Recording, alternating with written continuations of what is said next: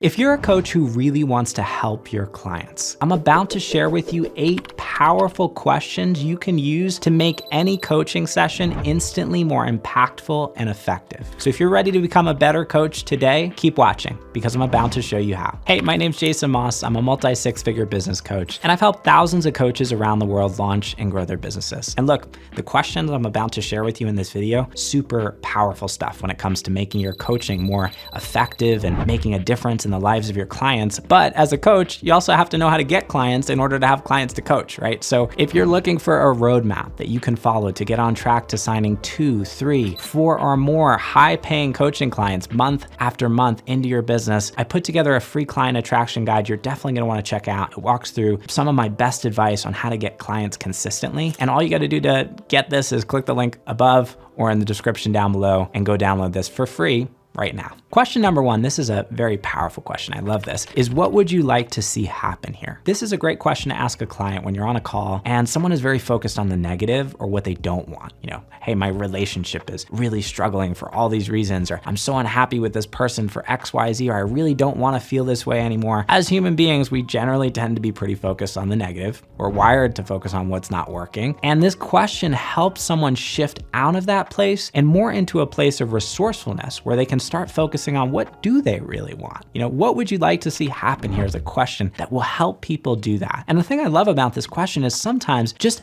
taking a moment and getting clear on what you really want or what you would like to see instead of what you're not happy with is enough to get someone into that place where they're like, oh, I see the path forward. You know, because as soon as we connect with what that desire is, what we really want, oftentimes the steps become pretty obvious. And now we're not focused in this kind of like negative spiral place. We're more focused on like, how do we actually create something that we do really want in our life? So very powerful question. What would you like to see happen here? This is something that I recommend using whenever you're on a call with a client who is in more of a negative kind of problem focused place and you want to get them more into that place of possibility. Super powerful stuff. Question number 2, love this question too. How are you doing this to yourself? So when someone's complaining about something or someone's talking about what they don't want, oftentimes they're not taking accountability for the fact that they're creating that circumstance in their life. We all have so much power and agency in terms of being able to create the life that we want. And when things are going on in our life, oftentimes we attribute them to external causes, you know, like, oh, I'm unhappy because of my job, or I'm unhappy because of, you know, this relationship in my life. And so asking a question like this, how are you doing this to yourself, helps somebody get back to accountability. It helps somebody connect back to what are the things that they're doing to create those circumstances, to conspire in creating these circumstances that they say they don't really want. So if I'm unhappy in a relationship, you know, asking me this question might help me connect to, well, you know, I feel like I've really underinvested in my relationship. And I'm doing this to myself because I'm complaining so much about what's not working. And I'm not actually doing the things that are going to build the relationship and make things better and make us feel more connected. Or, you know, if I'm feeling stressed out in my business, you know, how are you doing this to yourself? Well, you know, I might be working too long, or I'm not setting boundaries in terms of my relationship with my work. This is a question that helps someone take accountability and helps someone see what they're doing in order to create the things that they say they don't want. Very powerful question that will help someone create the agency that they need to make a positive change and ultimately change those circumstances in their life. Third question I love, how can you make this easy? I don't know about you, but I am the master of making things more complicated than they need to be. When I look at my business as an example, we're planning a new launch or, you know, a new promotion or something like that. I have a tendency to look at, okay, you know, how can I build all these pieces in and make it super complicated and check X, Y, Z boxes? And suddenly I feel overwhelmed. And this question for me is something I often ask myself. It's a great question you can ask clients too. Helps clients cut through the noise and get down to what's really essential. This question, how can I make it easy? If I'm, for example, planning out like a launch or a masterclass in my business, I might be thinking, oh, I got to do this and this and this and this. And sometimes I just ask myself this question and suddenly half the things I'm thinking about, I'm like, I actually don't really need this. Like if I were looking at how I could make this easy, I could cut out this and this and this. And actually like, here's a path forward that does not require me like spending weekends working for the next 3 weeks trying to figure this out. And this is a question that will help your clients do the same. Cut through the noise, cut through the overwhelm, and connect more with this sense of like, how can I actually move through this process or this thing that I'm doing in a way that's gonna bring me ease and just make me feel less stressed and less overwhelmed and more just like I'm kind of flowing through the process. How can I make this easy? Super powerful question to ask your clients. Number 4,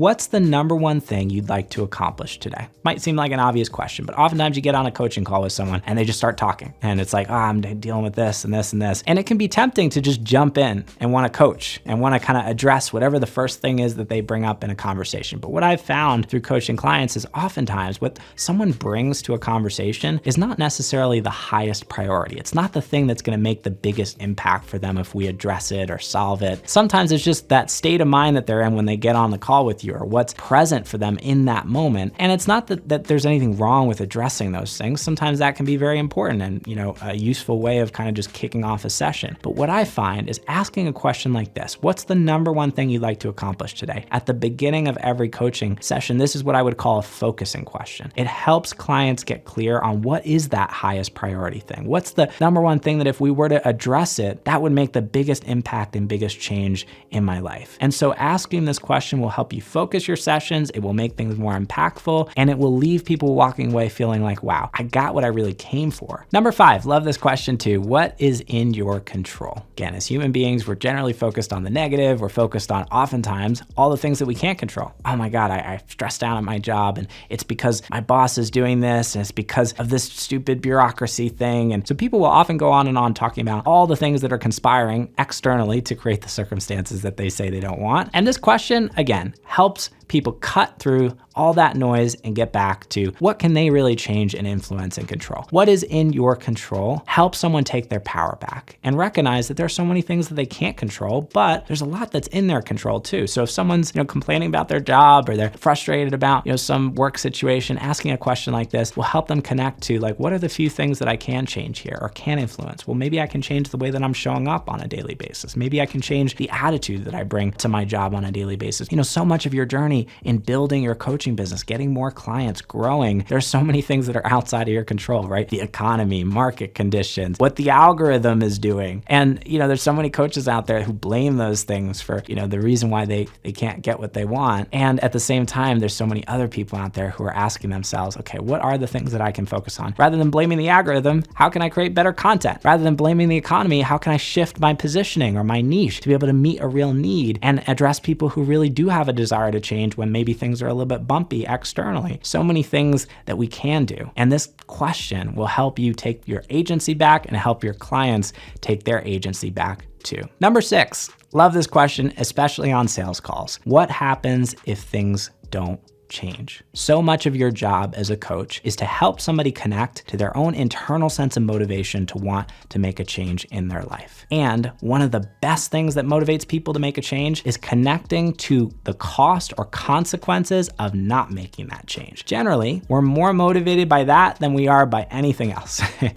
Looking down the line and saying, oh my God, if my marriage is on the rocks now, if things don't change, we're headed for a divorce. What impact is that going to have on my kids and my family and my finances? If I'm in a business that's struggling and I don't make a change, well, this business is not going to survive. I'm going to have to go back and get a 9-to-5 and work for somebody else in a soul-crushing job my whole life. These are examples of consequences of inaction. And oftentimes we're not aware of these things. We're just not connected to them. But when you can ask a question like this to your client, what happens if things don't change? It will help somebody illuminate those consequences of inaction, those costs that are down the line if they don't actually get their butt in line and do something. And I love this question for motivating change and for helping somebody connect with their own intrinsic desire to want to make a change. Because when somebody feels connected to this, you're not going to have to shove them along in the process of coaching. They're going to feel their own motivation to want to show up and do the work. And also, this is a great question to ask on sales calls. It's one of the many questions that we give clients when we teach them how to sell more effectively so they can sign more clients over the phone. When you have the right questions to ask, and this is one of them, you can connect somebody to their own desire, again, to make a change. And you don't have to sell them or push them or convince them. It's they're pulling you. They're like, oh my God, I want this so badly because I feel so connected to the fact that if I don't make a change, there are going to be some real negative consequences associated with that. So you don't have to sell me on this. If anything, I want to do this. Let's do it. Let's make it happen. This is what happens when you ask the right questions in your sales calls. And that brings us to question number 7, which is what's worked in the past. Oftentimes people are so much more creative at solving their problems than they realize. And when someone's in a state where they're kind of up against the wall and they're like, I feel like I'm stuck here. I don't know how to fix this. I don't know how to solve this problem. Helping somebody connect to their own problem-solving power is often as simple as just asking somebody a question like this. What's worked in the past, or what have you done in the past in order to solve this problem? Chances are this is not the first time you've seen something like this. So how have you navigated this before? What does that look like for you? And this will help someone connect to their own sense of power around like, oh yeah, last time I dealt with something similar a couple years ago and here's what I did and this worked really well. And